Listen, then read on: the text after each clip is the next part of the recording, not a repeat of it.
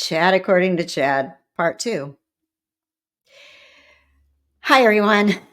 Welcome to Left Undone Incomplete Investigations. I'm Kathy.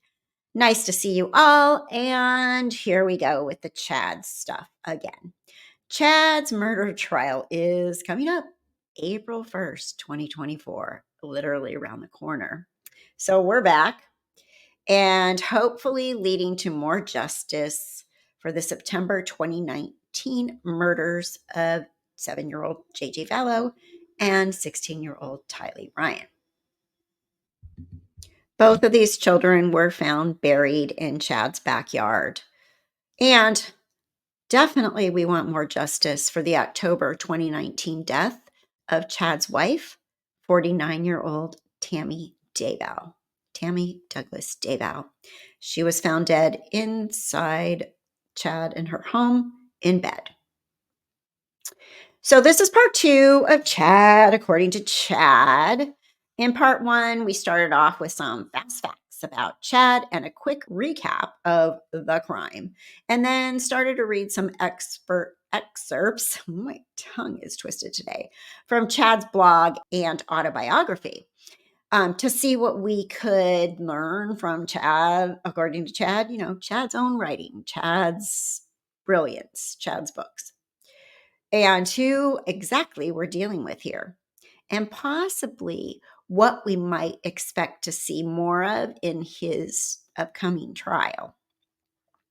If you haven't watched part 1, I'll link it down below because you should go watch it.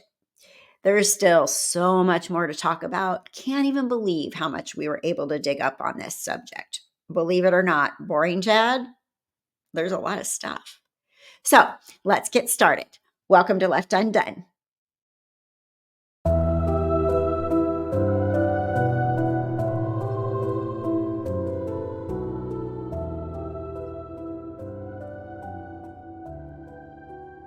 Hi, and welcome back.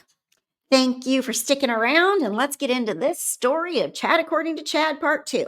So for those of you who have been here before, I do welcome you back. And those of you who are new, please consider sticking around, subscribing, because we are going to follow this trial all the way, even more so, because I would even like to, I'm going to try to go to at least part of the trial as well. So stick around.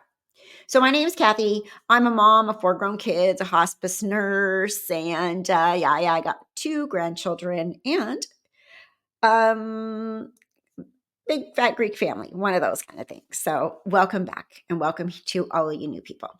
So over 4 years ago, I started this YouTube channel, Left Undone Incomplete Investigations, and it was one of the very first channels that covered the story of these 2 missing children from Idaho, 7-year-old JJ Vallow and 16-year-old Tylee Ryan. So back in January 2020 is when we started it, when I first saw news clips about it, and when we all hoped that these children were going to be found alive.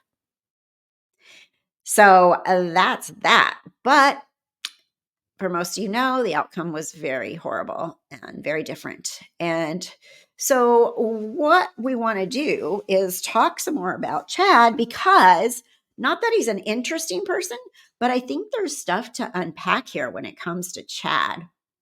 And again, kind of sarcastic saying Chad According to Chad, but it's kind of true. Chad will tell you exactly who he is if you dig deep enough. So where we left off last time was Chad was 17. He jumped off a cliff, hit the water hard, and became this prophet, became this super being, something like that, according to Chad. He felt this searing pain in his forehead, and his spirit squeezed out of a tear or rip in his head.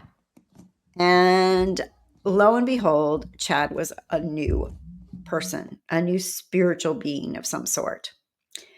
But not all the way. The tear ripped out of his head, but it's not all the way. It's a very weird story and very confusing, but you have been around here long enough with Chad, you know, if you know, right? So When his spirit was out in this other random dimension, he saw beyond the veil, a place where spirits live. And then, magically, Chad became a visionary and a prophet, according to Chad. Then, bizarrely, Chad links this event in time with losing interest in varsity high school athletics. Um, that was convenient because he wasn't a varsity athlete anyway. And then Chad, for the next 20 years, includes in his writing references to sports and explanations, justifications, and excuses why he never became an athlete in his writing.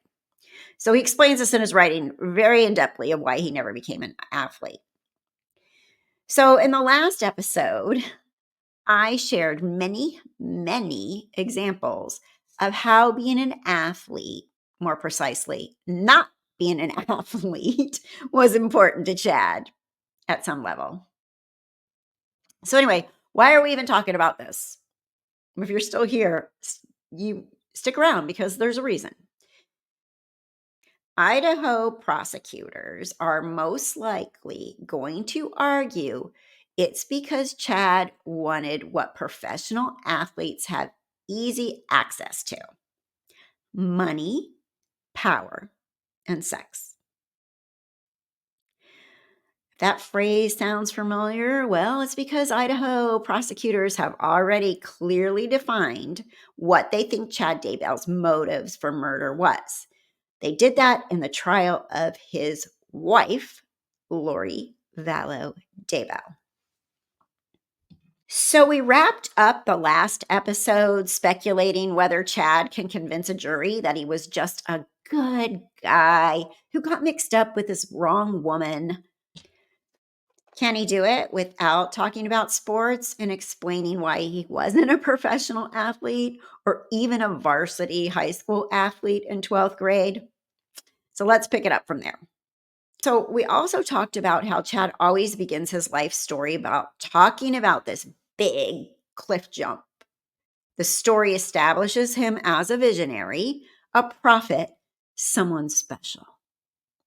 In Chad's autobiography, after Chad thinks he's convinced you that he's so special, he talks about his World War II veteran grandfather who died 15 years before Chad was even born. His name was Keith Daybell. Then Chad talks about his other grandfather, Grandpa Chestnut, who makes the claim that that side of his family is descended from British royalty. Well, maybe. Do you see a family resemblance? Worth noting, if you're curious how Grandpa Chestnut discovered he was British royalty, it was a mysterious stranger who stopped him at an LDS temple randomly one day, asked him who his father was. Who's your daddy? Who's your daddy? And recommended a Mormon genealogy service in Helper, Utah, that could look into his genealogy for him. And the proof that it was some kind of heavenly being, Grandpa looked away for a minute. And when he looked back, the mysterious stranger was, get this, gone. Chad borrows this true story too in his autobiography. Later, we'll talk about that in a minute. But first, just for the record,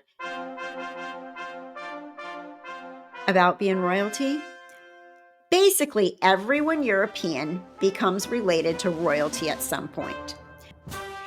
Chad's next topic, his dad. Chad feels the need to share a story that makes his dad look bad, but himself look like a bit of a hero. You'll notice this is also quite common with Chad. He's one of those people who uses ambiguous compliments and ambiguous insults when talking about other people.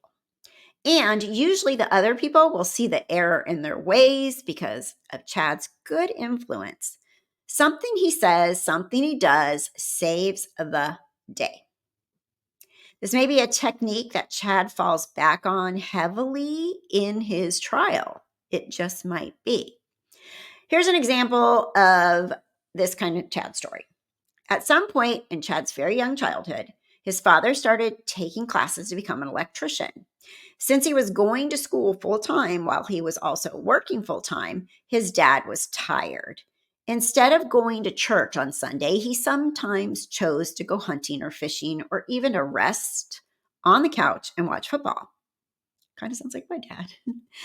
The story ends, of course, with Chad's intervention. He's younger than 6, and his dad starts going to church again. And stop doing that terrible, terrible thing of resting on a Sunday. Way to be supportive, Chad, little 6-year-old Chad, 5-year-old. So when Chad finally gets around to talking about his own life, the next important topic he focuses on is T-ball. Yes, he devotes quite a few paragraphs to his glory days as a T-ball star. God, I wanted to do this with a straight face, but it's just not possible. I'm not kidding. T-ball. So, for those of you who aren't familiar with T-ball, it's a sport for young children. It's a version of a very easy baseball for the kids between the age of 4 and 8. For the beginners, there's no pitcher. The ball just sits on a stick. And from about the age of 6 on, the coach will start throwing the ball gently. And then there's some other special rules that make the game fun and safe.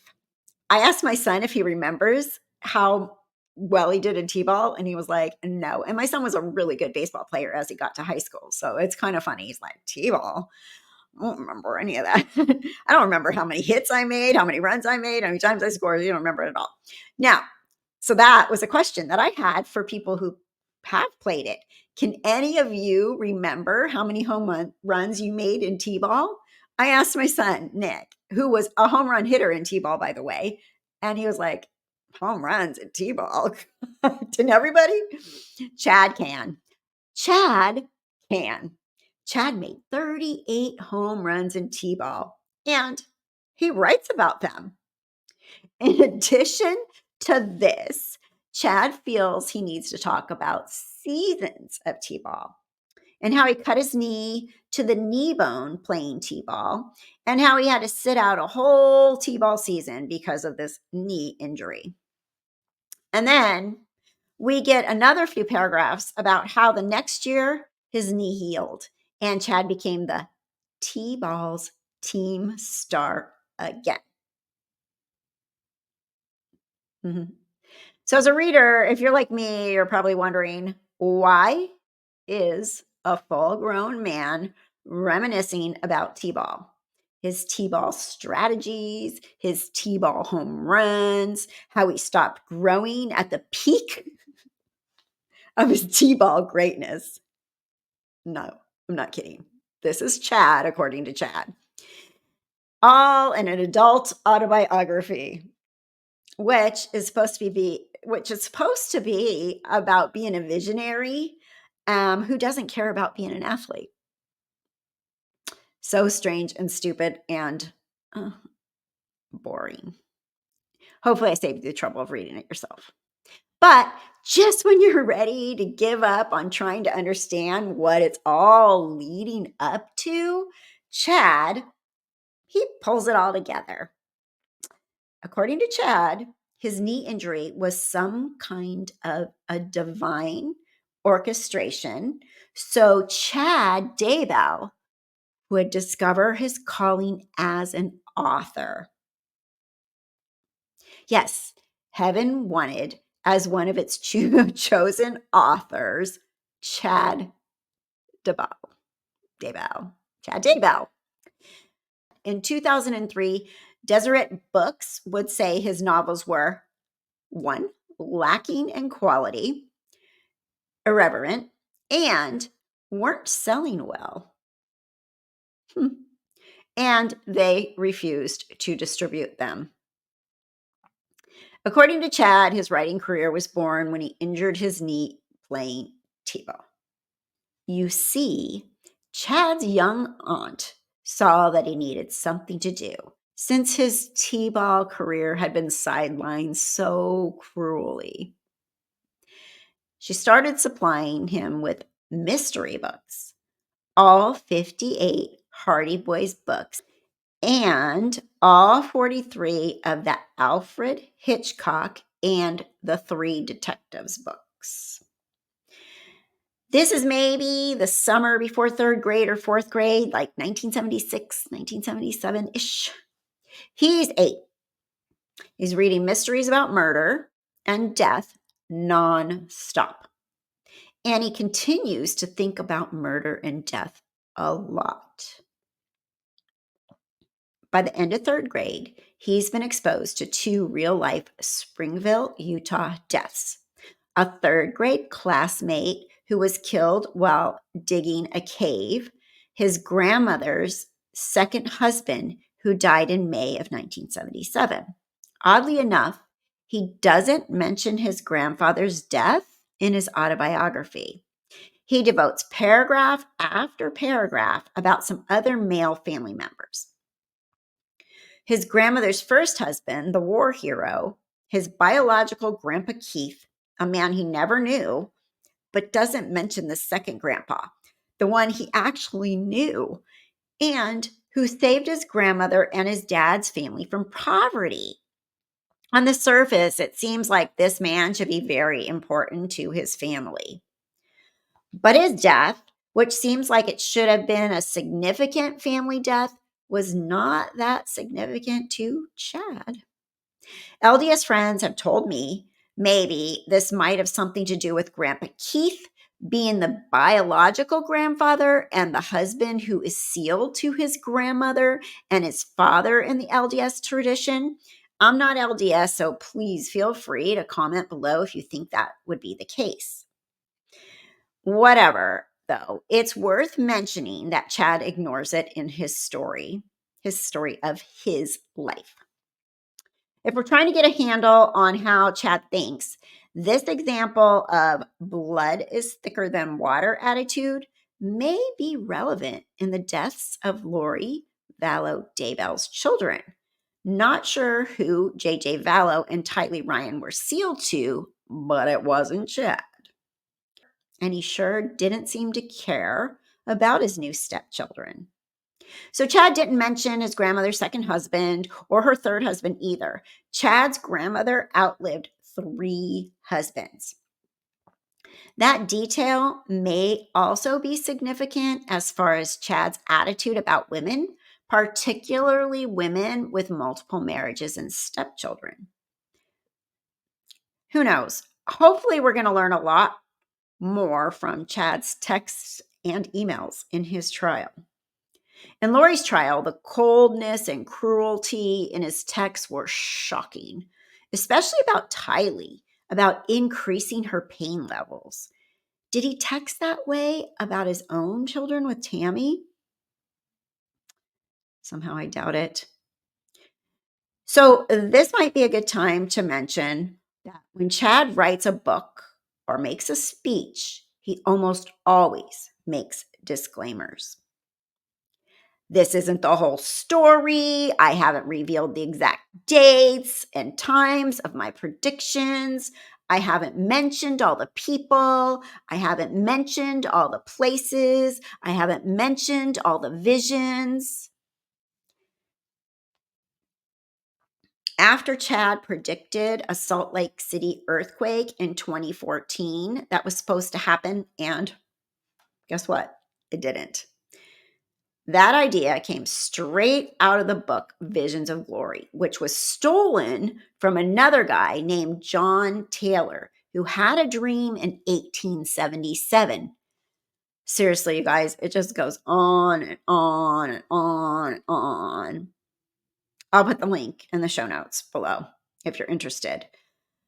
But when Chad predicted Boston would be destroyed, that was his prediction in the Emma trilogy series. He was copycatting, not just from that source, not just from that one source, but from several. And don't forget, there's always some kind of an excuse why Chad's predictions never come true. According to Melanie Gibb, Lori and Chad's friend, Melanie, one of his favorite excuses was, oh, it was agency. Chad predicted people would die, and then when they didn't, he'd say sagely, oh, it was agency. Blaming agency is roughly the same as saying someone did something of their own free will, which, as an excuse, is literally meaningless. Literally meaningless. It's like Chad saying someone didn't do something because they did something else. I didn't go to the zoo because I went to Disneyland. Oh. Wow, yeah, Chad, he's deep, isn't he? So deep. Amazing. So remember from episode 1, Chad said he writes only about the most important events that led to his spiritual development. And Chad does mention in several books in his author's note that he doesn't have time to explain everything, like agency. And aside here, if it's really supposed to be only the most important events, why does Chad devote 4 paragraphs to a day in the early 90s when he sees a newspaper ad for a bigger apartment before anyone else, and goes on to write about how he goes to the apartment, rents it, and cuts his commute time by 20 minutes each day? Important. Well, important. Anyway, back to Chad's description of his early days. Next significant event in Chad's life, a 4th grade language arts project. Significant events. Chad wrote a story called The Murder of Dr. J and His Assistant. Murder of Dr. J and His Assistant. And apparently, a teacher's aide laminated his first novel and put it in the library for other kids to check out. The school superintendent even sent him a letter about it. So it's great that the school district was encouraging literacy and making a big fuss over a 9-year-old who writes a little book. But if Chad gets convicted of murder, I feel bad for them. That is a whole new level of creepy. But how bizarre Chad's disproportionate sense of self-importance is. Hard to know exactly where any personality disorder comes from, how or why it starts, nature versus nurture, but we do know something is off about Chad. It's very clear. He writes story after story that he really seems to think people will find special and amazing. No sense of perspective, how boring and mundane the stories are. And often they just sound like a bunch of exaggerations and lies. So you get the sense that something is missing psychologically with Chad as an adult, a lack of sensitivity, a lack of maturity, a lack of a lot of things. By about 1980, Chad hits his middle school years, and he's still telling odd stories that just don't achieve what he is hoping for. Chad describes a scene where he's 11 or 12 and takes a shot at a pheasant on a hunting trip. He fires without making sure it's safe and almost shoots his brother Matt in the head. Chad shares it as a divine providence story because the gun didn't fire. But Chad reflects on this truly frightening example of his carelessness like this. If Matt had died, it would have really sent me into a tailspin. That's a direct quote. Wow. So it's all about you, Chad. That's the best you could do. He focuses on the miracle of the defective bullet or the gun or whatever happened. And then, phew, good thing Matt didn't die because it would have made my 8th grade even worse than it already was for me. Big clue about who Chad is right there. It's all about Chad. All about him. If if he testifies, is he going to say things like that in court? Because if he does, the jury is going to see him as a sociopathic narcissist. Another story that Chad shares happened when he was about the same age and has to do with Chad coming upon a colony of bees. He crushes them methodically, one by one, and claims he killed 120 bees in half an hour and that it gave him a strange satisfaction. This is a very strange story for Chad to share.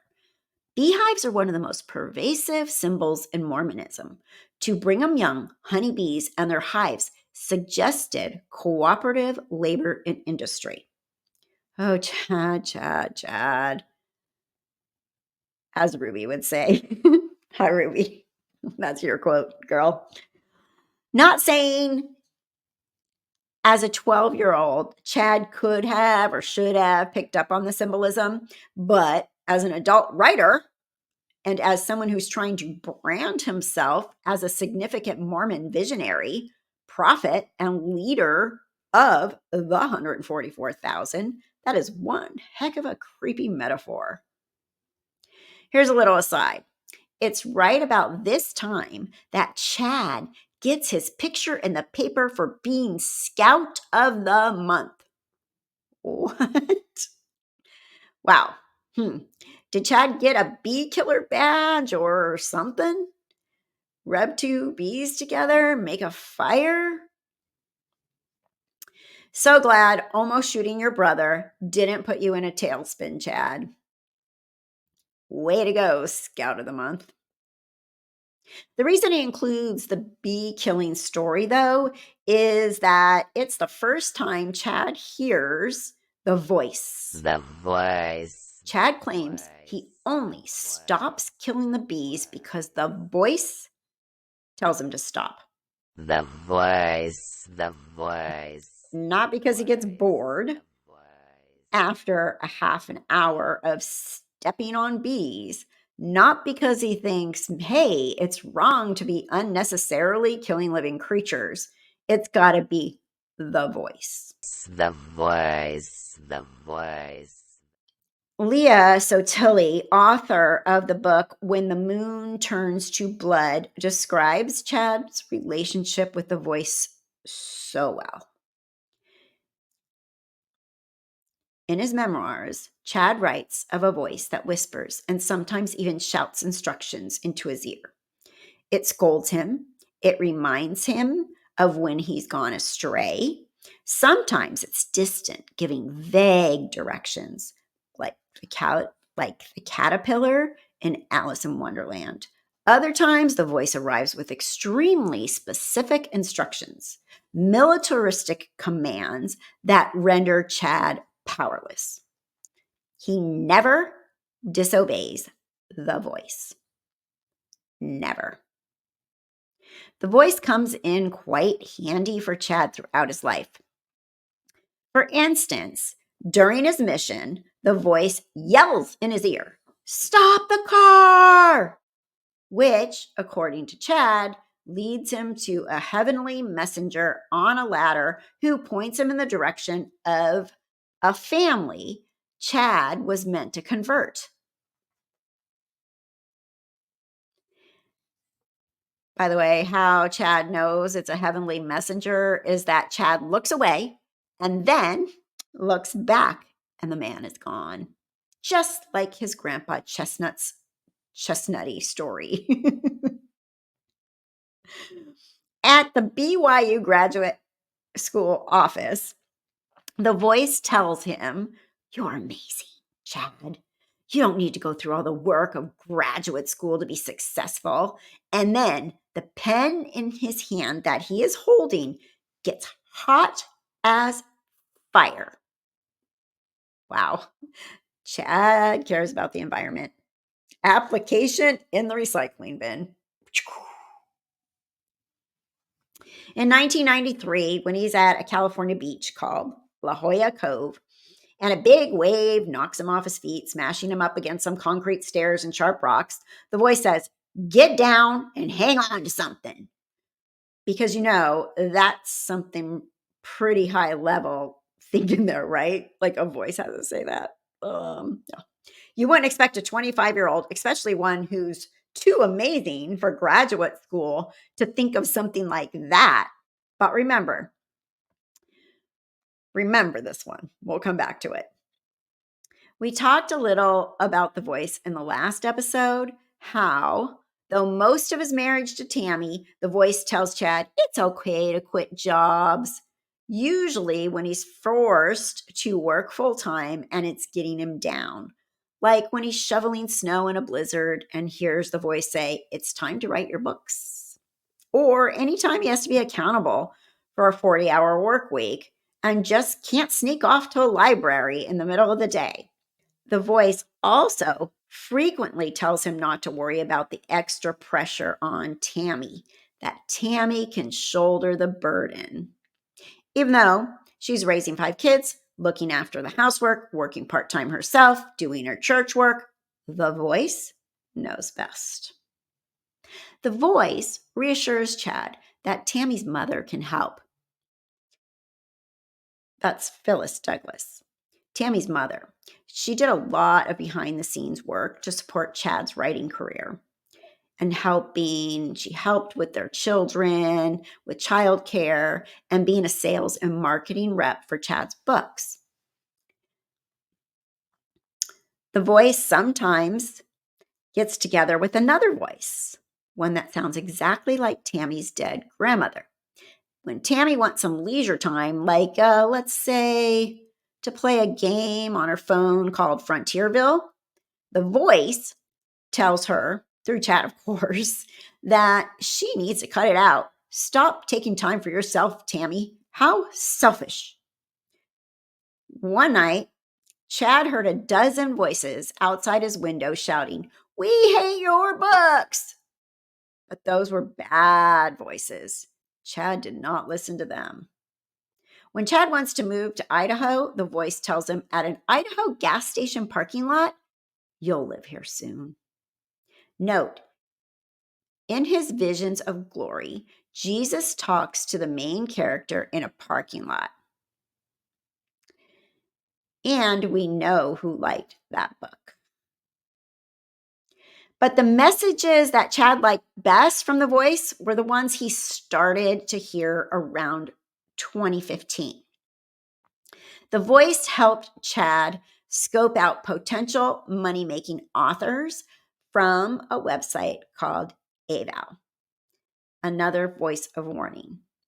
And the voice started helping Chad connect with women, especially pretty ones. In 2015, the voice helps him hear Julie Rowe's voice and sees her face before they meet.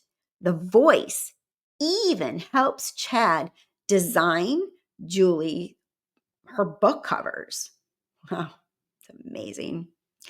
It's amazing by 2017, even though Chad's married and soon to be a grandpa, the voice just keeps giving him the green light with the babes. Thanks to the voice, by 2019, Chad's phone is full of new phone contacts. A couple of Melanies, a Zalema, a Serena, and probably a few more. Chad allegedly heard another voice, but that was another bad voice. It was another woman's husband's voice who said, "Stop contacting my wife." Not Charles Vallow, another husband, before his affair with Lori. But Chad was okay. By then, he had lots of other women in his phone to text with all the time, day and night, all the time. Text, text, text. Hotline to Chad. So Chad would listen to the voice and give his new friends relationship advice. Like, your husband is evil, Serena Sharp. Your husband is gay, Melanie Pulowski. Medical advice: reduce your thyroid medicine by half, Zalema.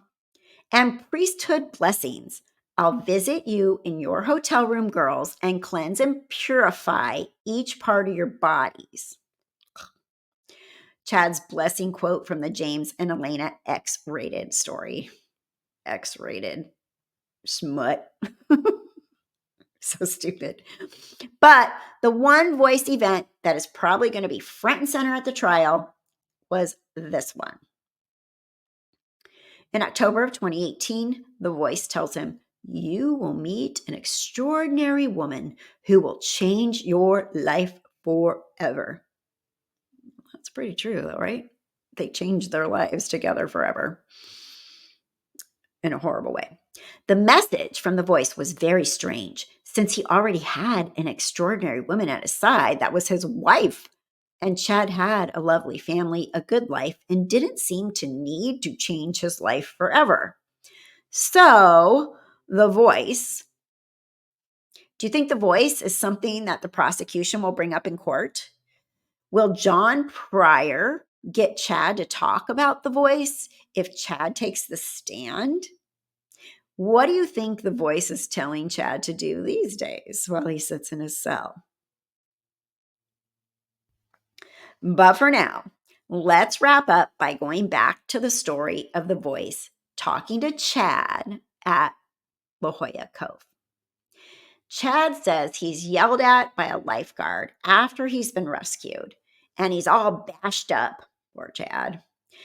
The lifeguard points out that there are signs telling people not to go where Chad was. Chad didn't see the signs. And the voice didn't say, Chad, read the signs that say surge, wave, danger, do not enter. But guess what? Chad says there's a reason why the signs were invisible, and the voice didn't warn him. Of course there is. It's Chad, right? The voice wanted Chad to crash into the rocks. Why? Why, you ask? Well, because Chad needed that accident. He needed to have that accident to soul tear, aka that invisible rip in his forehead that lets his spirit escape out of the top of his head, made bigger. You thought Chad was special before. He was about to get even more special. Thanks to being smashed around inside of a wave, Chad went into the spirit world dimension again and had another near-death experience. Here's Chad's description. My surroundings changed, and I found myself in the proverbial tunnel of light. It wasn't a bright white light, but like a warm yellow heat lamp. It felt like I was wrapped in a warm blanket or cocoon, and I felt extremely happy. This time, I saw two male figures standing about 10 feet above me, and they told me several things that I still don't remember. What? Then why are you mentioning them, Chad? It's Chad, though, right? I believe one of them was my grandpa Keith Daybell, my dad's father, who was killed in a logging accident in 1951. The other one was his ancestor, Finity Daybell. Then I returned to my body. The wave had passed, and my dad and brothers were rushing towards me. Dad said, "I was sure you were dead." I guess he was half right. Okay. Last episode, we saw several examples of Chad plagiarizing ideas from Harry Potter, and that's one thing. But this description of two male figures hovering over him in a heavenly dimension, come on, Chad. Now you're stealing your ideas straight out of the Bible. Stealing from the Bible, Chad, that's pretty bad. Your story is a Daybell ripoff of a story in the Bible that's called the Transfiguration. But instead of Moses and Elijah, you've stuck your great-great-grandfather and your grandfather in there. And in your twisted mind, are you thinking you must be the person in the middle, Chad? We've heard that Chad believed he'd been the Holy Ghost a few times in his life. And Chad believed he was going to lead the 144,000. And Lori Vallow said on several occasions she's met Jesus. Certainly, if this is where Chad's trial is taking us, it's going to be a bumpy ride. All right, there's more to come, but that's it for this episode. I'll leave you with this quote from Chad himself. My Standing in Holy Places series is loosely based on my own future. I have seen myself envision as an older man having the wonderful opportunity of helping build the New Jerusalem. I appear to be in better shape in the future than I am now, probably due to the lack of fast food restaurants in Zion. You're a deep guy, Chad. Let me try. You're a deep guy, Chad. Rest in peace, JJ, Tylee, Tammy, Charles. Thank you for watching Left Undone Incomplete Investigations. There's more to come. Stick around, subscribe, and please leave a comment. I appreciate you all. Stay safe, stay well. I'm Kathy Brooks. Bye-bye.